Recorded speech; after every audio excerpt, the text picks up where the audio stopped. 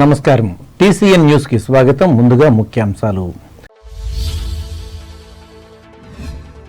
పశ్చిమ గోదావరి జిల్లాలో దశల వారీగా ప్లాస్టిక్ ను నిషేధించాలి. భీమవరంలో ప్రభుత్వ యంత్రాంగాన్ని ఆదేశించిన కలెక్టర్ నాగరాణి. తణుకులో ఘనంగా స్వాతంత్ర సమరయోధులు నరసింహారావు జయంతి వేడుకలు. విగ్రహానికి పూలమాలలు వేసి నివాళులు అర్పించిన ప్రముఖులు. సామాజికవేత్త డివివిఎస్ వర్మకు సన్మానం. ఎమ్మెల్సీ ఎన్నికల్లో కూటమి అభ్యర్థిని గెలిపించాలి. పట్టభద్రులకు విజ్ఞప్తి చేసిన తణుకు ఎమ్మెల్యే ఆరెమిల్లి. దువ్వ సూర్య దేవాలయం దోషులను కఠినంగా శిక్షించాలి డిమాండ్ చేసిన బీజేపీ రాష్ట్ర నేత గారపాటి.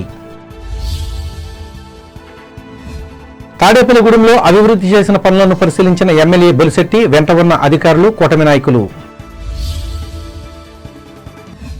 అంతర్వేది లక్ష్మీ నరసింహస్వామి కళ్యాణ మహోత్సవానికి ఏర్పాట్లు సిద్ధం చేసిన దేవాదాయ శాఖ. భారీ సంఖ్యలో హాజరు కానున్న భక్తులు. పట్టభద్రుల ఎమ్మెల్సీగా పేరాబత్తులను గెలిపించాలి. రావులపాలెం మండలంలో ఓటర్లను కోరిన కొత్తపేట ఎమ్మెల్యే బండారు. పాత ఉభయ గోదావరి జిల్లాల పట్టభద్రుల ఎమ్మెల్సీ ఎన్నికలకు ఏలూరులో నామినేషన్లు దాఖలు చేసిన 18 మంది అభ్యర్థులు. అధికారుల సమన్వయంతో వెట్టి చాకిరీని నిర్మూలించాలి. ఏలూరులో సూచించిన న్యాయ సేవాధికార సంస్థ కార్యదర్శి రత్నప్రసాద్. జిల్లాలో దశల వారీగా ప్లాస్టిక్ ను నిర్మూలించడమే లక్ష్యంగా పనిచేస్తున్నట్లు జిల్లా కలెక్టర్ చదలవాడ నాగరాణి తెలిపారు. పశ్చిమ గోదావరి జిల్లా కేంద్రమైన భీమవరం కలెక్టరేట్లోని హైదరాబాద్కు చెందిన ఏఈ టెక్నాలజీ కంపెనీ ప్రతినిధులతో శుక్రవారం నిర్వహించిన సమావేశంలో ఆమె పాల్గొని మాట్లాడారు. ఈ సందర్భంగా దీనికి ప్రత్యామ్నాయంగా తయారు చేసిన బయో ఎలైట్ ఉత్పత్తులను పరిశీలించారు. కంపెనీ ప్రతినిధి K Dilip water bottle, glass, liquor glass, straw, వివిధ రకాల క్యారీ బ్యాగులు, వివిధ సైజుల్లో డస్ట్బిన్ కవర్స్, రెస్టారెంట్లో, కర్రీ పాయింట్లో వినియోగించే ఫుడ్ ప్యాకింగ్ డబ్బాలు చూశారు.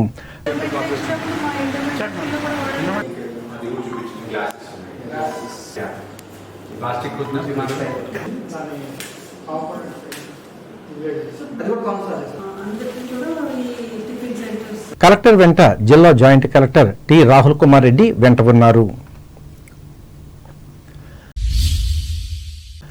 అసాధారణమైన విజ్ఞానం ఉన్నప్పటికీ సాధారణ వ్యక్తిగా జనంలోకి మమేకమై స్వాతంత్ర ఉద్యమానికి సారథ్యం వహించిన ప్రముఖ స్వాతంత్ర సమరయోధులు ఎర్రమిల్లి నరసింహారావు జయంతిని తణుకులో శుక్రవారం ఘనంగా నిర్వహించారు. ఈ సందర్భంగా టీసీఎన్ ప్రత్యేక కథనం అందిస్తోంది.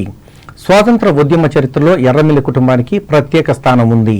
ఈయన చిన్నతాత ఎర్రమిల్లి రామనాథం పశ్చిమ గోదావరి జిల్లా సమరయోధుల ఉద్యమ నిర్మాతల్లో ఒకరు. జాతిపిత మహాత్మా గాంధీ 2 సార్లు తణుకు వచ్చిన సందర్భంలో రామనాథం గారి ఇంటిలోనే బస చేశారు. ఆయన స్ఫూర్తితోనే నరసింహారావు స్వాతంత్రోద్యమంలో చురుకుగా పాల్గొని పేరు పొందారు. తణుకు మండలం మండపాక గ్రామంలో 1919 ఫిబ్రవరి 7వ తేదీన జన్మించిన ఈయన కాకినాడ పిఆర్ కాలేజీలో చదువుతూ ఉండగా విద్యార్థి నాయకునిగా సమాజ సేవలో అడుగుపెట్టారు. యువ నాయకునిగా నరసింహారావుకు గాంధీజీని 2 సార్లు కలిసే అవకాశం రావడంతో నిజమైన గాంధీ అనుచరునిగా మారారు.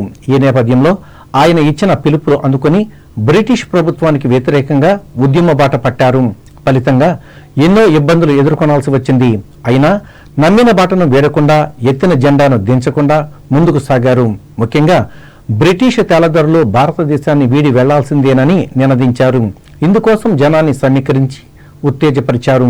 దీన్ని సహించలేక 1940లో పెళ్లైన 10 రోజులకే పోలీసులు పొలమూరులో నరసింహారావును అరెస్టు చేసి నర్సాపురం జైల్లో పెట్టారు. కారాగారం నుంచి బయటకు వచ్చాక కూడా జై భారత్ నినాదంతో తణుకు ప్రాంతంలో క్విట్ ఇండియా ఉద్యమాన్ని కొనసాగించారు. ఇది ఇలా ఉండగా సోషలిస్టు భావాలు గల ఎర్రమిల్లి నరసింహారావు ఆంధ్రప్రదేశ్ వచ్చిన నేతాజీ సుభాష్ చంద్రబోస్ను కూడా 2 సార్లు కలిసి భావాలను పంచుకున్నారు. అలాగే సోషలిస్టు ప్రముఖులైన జయప్రకాష్ నారాయణ, రామ్ మనోహర్ లోహియా, అశోక్ మెహతాల నాయకత్వంలో నడుస్తున్న కాంగ్రెస్ సోషలిస్టు పార్టీలో చేరి ముఖ్య కార్యకర్తగా ఉద్యమాన్ని బలోపేతం చేశారు. బ్రిటిష్ వ్యతిరేక పోరాటాన్ని తీవ్రతరం చేసే విషయంపై తలెత్తిన అభిప్రాయ భేదాల నేపథ్యంలో నేతాజీ సుభాష్ చంద్రబోస్ నెలకొల్పిన ఫార్వర్డ్ బ్లాక్నకు నరసింహారావు ఆంధ్రప్రదేశ్ రాష్ట్ర కార్యదర్శి బాధ్యతలను స్వీకరించి యువకుల్లో జాతీయ భావాలను పెంచేందుకు పాటుపడ్డారు. రచయితగా కూడా ప్రసిద్ధి చెందిన ఎర్రమిల్లి నరసింహారావు దేశ స్వాతంత్ర ఉద్యమ చరిత్రలో ఒక ధ్రువతారగా నిలిచారు. ఈ సందర్భాన్ని పురస్కరించుకుని ఆయన కుటుంబ సభ్యులు సమరయోధుల పార్కులో ఉన్న నరసింహారావు విగ్రహానికి పూలమాలలు వేసి నివాళులు అర్పించారు. అలాగే మరో ప్రముఖ సమరయోధులు ఎర్రమిల్లి రామనాథం విగ్రహానికి కూడా పూలమాలలు వేసి అంజలి ఘటించారు. ఈ మేరకు ప్రముఖ సామాజికవేత్త, సంఘ సేవకులు డివివిఎస్ వర్మ, మనోరమ దంపతులను సన్మానించి అభినందించారు. అనంతరం వర్మ మాట్లాడుతూ జాతీయ ఉద్యమంలో బహుముఖ సేవలు అందించిన ఎర్రమిల్లి నరసింహారావు ఎందరికో ఆదర్శంగా నిలిచారన్నారు.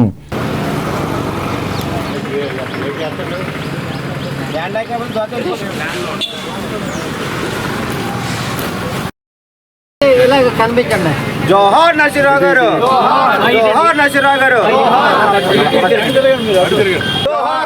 జోహార్ ఎర్రమిల్లి నరసింహారావు గారు, జోహార్ ఎర్రమిల్లి నరసింహారావు గారు. సాధిస్తాం సాధిస్తాం స్వతంత్ర సమరయోధుల ఆశయాలు సాధిస్తాం బొమ్మ ఉందంటున్నారు కదా.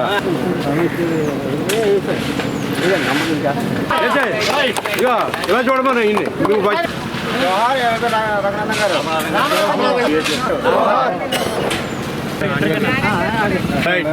మీరు కూడా ఏమన్నా పూలు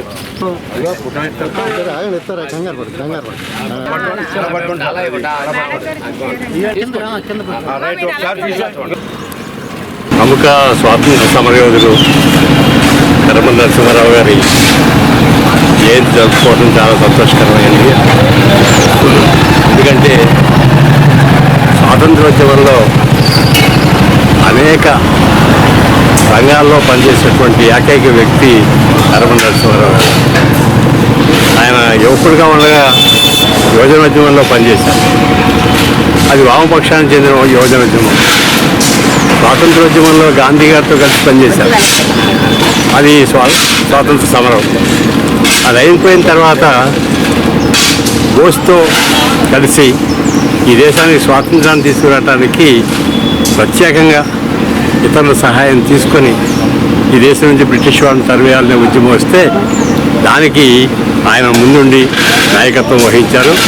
ఈ రాష్ట్రంలో ఫార్వర్డ్ బ్లాక్ ఆయన ప్రధాన కార్యదర్శిగా పనిచేసి ఈ రాష్ట్రంలో బోస్ భావజాలాన్ని విస్తరించడానికి చాలా పెద్ద కృషి వారు చేయడం జరిగింది. ఆ తర్వాత జరిగిన పరిణామాలు మనందరికీ తెలుసు.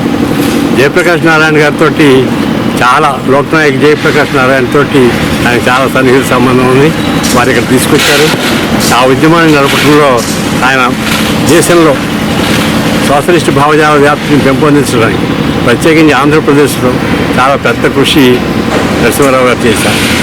ఎర్రమిల్లి కుమారులు ప్రభాకరరావు అధ్యక్షతన జరిగిన ఈ కార్యక్రమంలో కుమార్తె ఎర్రమిల్లి విజయలక్ష్మి, వివిధ రంగాలకు చెందిన ప్రతినిధులు అక్కిన కాశీ విశ్వనాథం, కోడూరి ఆంజనేయులు, ఆలపాటి సుబ్బారావు, అడ్డాల సత్యనారాయణ, కొండూరి రామ్మోహన్ రావు, సోరంపూడి కామేష్, చీకటి శ్రీనివాసరావు, పెట్టా శామ్యూల్, కె బాలలు పాల్గొన్నారు. పట్టభద్రుల ఎమ్మెల్సీ ఎన్నికల్లో కూటమి అభ్యర్థిగా పోటీ చేస్తున్న పేరాబత్తుల రాజశేఖరంను గెలిపించాల్సిన బాధ్యత తెలుగుదేశం, జనసేన, బీజేపీ శ్రేణులపై ఉందని తణుకు ఎమ్మెల్యే ఆరిమిల్లి రాధాకృష్ణ తెలిపారు. ఈ మేరకు తన కార్యాలయంలో శుక్రవారం నిర్వహించిన సమావేశంలో ఆయన పాల్గొని మాట్లాడారు. నియోజకవర్గంలో అత్యధికంగా ఓటర్లు కూడా నమోదు చేసుకున్నాం. 12,000 పైచీలకు ఎమ్మెల్సీ ఓటర్లని మనం నమోదు చేయించాం. ఈ 12,000 మందిని కూడా మనం రీచ్ అయ్యి వారి చేత ఓట్లు వేయించుకునే విధంగా మనందరం కూడా ముందుకు వెళ్లాల్సినటువంటి అవసరం ఉంది. ఈరోజు ఈ ఎన్నికలకు సంబంధించి 27వ తేదీన ఎన్నికలు జరుగుతున్నాయి. ఈరోజు 7వ తేదీ, ఇంకొక 20 రోజులు మాత్రమే మనకు సమయం ఉంది. 20 రోజులు ప్రతి మీకు ఇచ్చినటువంటి 50 మంది ఓటర్లని మీరు రీచ్ అయ్యి వారు పోలింగ్ బూత్ వచ్చే వరకు కూడా మనందరం కూడా శ్రమించాల్సినటువంటి అవసరం ఉంది. గత ఎన్నికల ముందు 3 ఎమ్మెల్సీ ఎన్నికలు జరిగి అది రాజకీయ పార్టీగా తెలుగుదేశం పార్టీ గెలవడం నాంది పలికింది అనేది మీరందరూ కూడా ఈరోజు గుర్తుపెట్టుకోవాలి. దానికి అనుగుణంగా మనం కూడా ఇప్పుడు ఈ ఎన్నికలను కూడా ప్రతిష్టాత్మకంగా తీసుకోవాలి. ఎవరు కూడా నిర్లక్ష్యం చేయవద్దండి. ఈరోజు మన అభ్యర్థికి అత్యధికమైన మెజారిటీ వచ్చే విధంగా మనందరం కూడా కష్టపడాల్సినటువంటి అవసరం ఉంది. అంత తేలికగా ఈ ఎన్నికలు తీసుకోవడానికి అవకాశం లేదు. మన అధికారంలో ఉన్నాం కదా అని ఎక్కడ నిర్లక్ష్యం చేసినా మళ్ళీ అవన్నీ కూడా ఇబ్బందులు అవుతాయి. కనుక మీరు అందరూ కూడా ఈ రోజు నుంచే మీకు ఇచ్చినటువంటి బాధ్యతల్ని, మీకు ఇచ్చినటువంటి ఓటర్లని 50 మందిని కూడా కలుసుకొని ఫాలోఅప్ చేసి వాళ్ళ ఓట్లు ఏ విధంగా వేయించాలనేది మీరు అందరూ కూడా బాధ్యత తీసుకోవాలని మిమ్మల్ని ఈ కార్యక్రమంలో కూటమి నాయకులు, ఇన్ఛార్జీలు పాల్గొన్నారు. తణుకు మండలం దువ్వ సూర్య దేవాలయం వద్ద కోలాట భజన చేస్తున్న భక్తులపై మద్యం బాటిల్స్ ను విసిరిన వ్యక్తులపై కఠినంగా చర్యలు తీసుకోవాలని భారతీయ జనతా పార్టీ రాష్ట్ర ప్రధాన కార్యదర్శి గారపాటి సీతారామాంజనేయ చౌదరి ప్రభుత్వాన్ని డిమాండ్ చేశారు. ఈ సందర్భంగా తణుకు మున్సిపల్ మాజీ చైర్పర్సన్ డాక్టర్ ముళ్లపూడి రేణుకతో కలిసి దువ్వ సంఘటనా స్థలాన్ని శుక్రవారం సందర్శించి మీడియాతో మాట్లాడారు.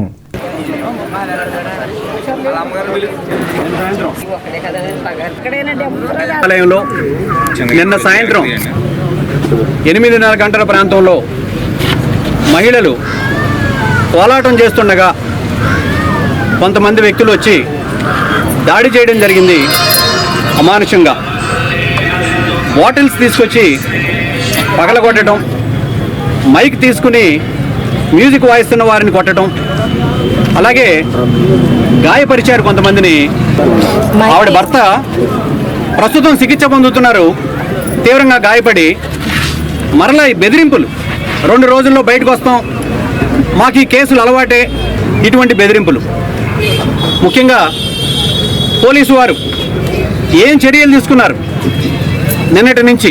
అలాగే దసరా సందర్భంగా గ్రామోత్సవం కూడా నిర్వహించుకోకుండా అడ్డుపడి మీరు ఎలా చేస్తారో కార్యక్రమం చూస్తానని బెదిరింపులు, మిగిలినవి ఇక దుర్భాషలు. ఇటువంటి వ్యక్తి మీద ఏ విధమైన చర్యలు తీసుకుంటోంది డిపార్ట్మెంట్? దాడులు పెరుగుతున్నాయి. రాబోయే రోజుల్లో ఈ దాడుల్ని ఖండించడానికి పెద్ద ఎత్తున మేము కూడా నిరసన కార్యక్రమాలు నిర్వహించబోతున్నాం. ఈ కార్యక్రమంలో పార్టీ నాయకులు, కార్యకర్తలు పాల్గొన్నారు. కాగా ఈ కేసుకు సంబంధించి 2 వ్యక్తులపై కేసు నమోదు చేసినట్లు రూరల్ పోలీసులు చెప్పారు. తణుకు కోర్టుకు చెందిన న్యాయ సేవాధికార సంస్థ ఆధ్వర్యంలో వెట్టి చాకరీ నిర్మూలన దినోత్సవాన్ని సజ్జాపురం రాజీవ్ గాంధీ మున్సిపల్ ప్రాథమిక పాఠశాలలో శుక్రవారం నిర్వహించి ఈ అంశంపై అవగాహన కలిగించారు. ఈ సందర్భంగా న్యాయవాది కౌరు వెంకటేశ్వర్లు మాట్లాడుతూ వెట్టి చాకరీని మన దేశంలో ఎప్పుడో నిర్మూలించినట్లు చెప్పారు. దీనిని పాటించే వారిపై చట్ట ప్రకారం కఠినంగా చర్యలు తీసుకుంటారని ఆయన తెలిపారు. తెలంగాణ ప్రాంతంలో కానీ, లేకపోతే రాయలసీమ ప్రాంతంలో కానీ, ఆంధ్రాలో ప్రాంతంలో కానీ, ఉత్తరాంధ్ర ప్రాంతంలో కానీ ఏదో ఒక రూపంలో వెట్టి చాకరీ కొనసాగుతుంది. 1976లో వెట్టి చాకరీ నిర్మూలన చట్టం వచ్చినప్పుడు అది పూర్తి స్థాయిలో అమలు జరగట్లేదు. దానికి ప్రధానమైన కారణం ఏంటంటే ఈ చట్టాల మీద అవగాహన లేకపోవటం, అలాగే తల్లిదండ్రులు పెద్దలు కూడా నిరక్షరాస్యులుగా ఉండటం, వాళ్ళు చట్టం గురించి తెలుసుకోకపోవటం వల్ల పేద రైతులు, చిన్న రైతులు, సన్నకారు రైతులు, బడుగు బలహీన వర్గాల ప్రజలు వీళ్ళందరూ ఏంటంటే వాళ్ళ యొక్క ఆర్థిక అవసరాల గురించి, వ్యవసాయ పెట్టుబడుల గురించి కానీ, లేకపోతే వాళ్ళ కుటుంబ ఖర్చుల నిమిత్తం కానీ, న్యాయ వ్యవస్థ కానివ్వండి, లేకపోతే లేబర్ డిపార్ట్మెంట్ కానివ్వండి, ఇవన్నీ కూడా, అలాగే సిడిపిఓ డిపార్ట్మెంట్ కానివ్వండి, ఇవన్నీ కూడా ఏవైనా సరే వెట్టి చాకరీ నిర్మూలన గురించి పిల్లల్లో అవగాహన కల్పించాలని, మీ అందరూ కూడా అవగాహన కల్పించడానికి ఈ రోజున మీ దగ్గర రావడం. ఈ కార్యక్రమంలో child development project officer T Pramod Kumar, పాఠశాల ప్రధాన ఉపాధ్యాయులు కె నాగరాజు, న్యాయవాదులు కామన మునిస్వామి, తిర్రె సత్యనారాయణరాజు, టి బానోజీరావు పాల్గొన్నారు. భారత రాజ్యాంగ నిర్మాత డాక్టర్ బిఆర్ అంబేద్కర్ సతీమణి రమాబాయి జయంతిని all India Phule and Ambedkar foundation ఆధ్వర్యంలో శుక్రవారం తణుకులో ఘనంగా నిర్వహించారు. ఈ సందర్భంగా ప్రముఖ దళిత నాయకులు కొండే నాగేశ్వరరావు ఆమె చిత్రపటానికి పూలమాలలు వేసి నివాళులు అర్పించారు. సంస్థ వ్యవస్థాపక అధ్యక్షులు న్యాయవాది పట్ల సురేష్ మాట్లాడుతూ బహుజన బిడ్డల అభివృద్ధి కోసం రమాబాయి విశేషంగా కృషి చేశారని చెప్పారు. మరి బాబాసాహెబ్ అంబేద్కర్ ఎలా అయితే మనం గౌరవిస్తామో అదేవిధంగా మరి రమాబాయి గారిని కూడా మనం గౌరవించాలి. మరి ఆ మహాతల్లి లేకపోతే ఈరోజు మనం ఎలా ఉందో కాదు. ఆ మహాతల్లి ఎన్నో నష్టాలు పడి మరి బాబాసాహెబ్ అంబేద్కర్ చదువుకోవడానికి ఎంతో తోడ్పడింది మహాతల్లి. మరి ఆ తల్లి వల్లే మరి బాబాసాహెబ్ అంబేద్కర్ మనకి హక్కులు అని రాయడం జరిగింది. కాబట్టి మిత్రులారా, మరి రమాబాయి అంబేద్కర్ని మన తల్లిగా మనం గుర్తించుకోవాలి. రమాబాయి త్యాగమూర్తిగా మనం గుర్తించుకోవాలి. రమాబాయి వాళ్ళ పిల్లలు పోయినా కానీ మరి నిరంతరం బాబాసాహెబ్ అంబేద్కర్ ఆశయం తీసుకునే విధంగా మరి ఆవిడ చేదోడు వాదుడు. కాబట్టి మిత్రులారా, ఈరోజు భారత రాజ్యాంగంలో దశ దిశ భారత రాజ్యాంగంలో తెలియజేస్తూ ప్రకటనలు.